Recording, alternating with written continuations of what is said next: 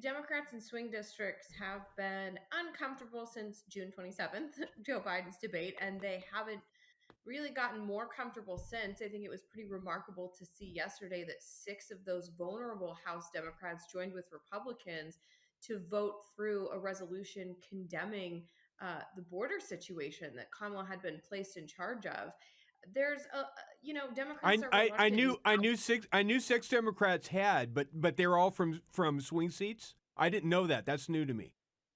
Just about all of them. Yeah, Mary Peltola from Alaska, Jared Golden from Maine. A lot of familiar names there of Democrats who, many of them in some tight races that they may not win.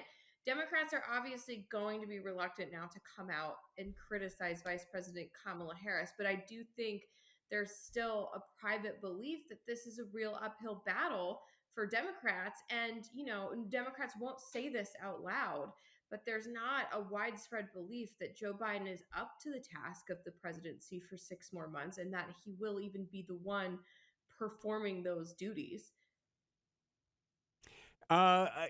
We saw stories yesterday that Sherrod Brown in Ohio, who's in almost an unwinnable campaign, he wants to keep Kamala Harris at arm's length. Our other Senate candidates like John Tester, our other, what is Bob Casey going to wrap his arm around Kamala Harris, or is he going to try and avoid her too because of the fracking issue in Pennsylvania?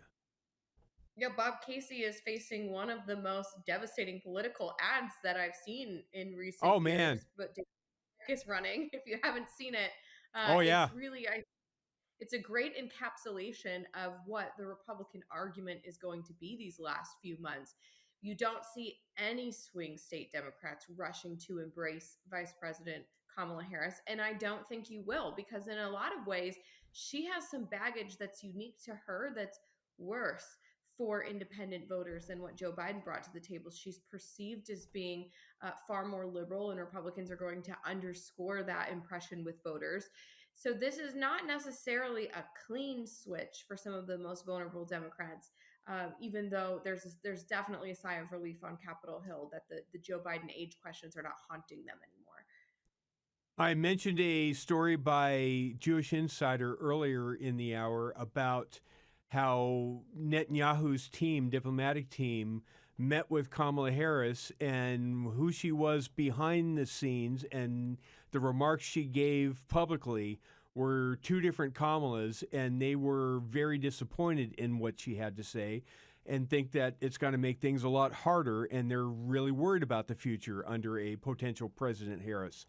I'm really curious if anybody at the Examiner, if you or any of your colleagues are going to start pinging around today to see what the temperature is of both Republicans and Democrats to what Harris said last night in her remarks about Netanyahu.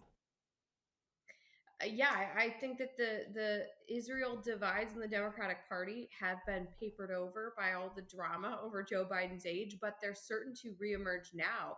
And Kamala Harris sort of gave the impression of playing the bad cop to Joe Biden's good cop on Israel before Joe Biden withdrew from the race. I think that is bearing out to be somewhat true, that she is personally more antagonistic towards Israel than Joe Biden. And that could be a problem because centrist voters really don't like what they've seen from the Democratic Party in terms of the hostility towards Israel and the embrace of some of these left wing activists that, in some cases, what we saw in DC this week, caused destruction. Kamala Harris's response to that protest is, I think, showing why, in some ways, she is a liability for Democrats with those swing state voters. They don't like to see riots in the streets that go Yep. unpunished. We have reporting at the Washington Examiner that already at least 11 of They those dropped him. protesters They are dropped. charges.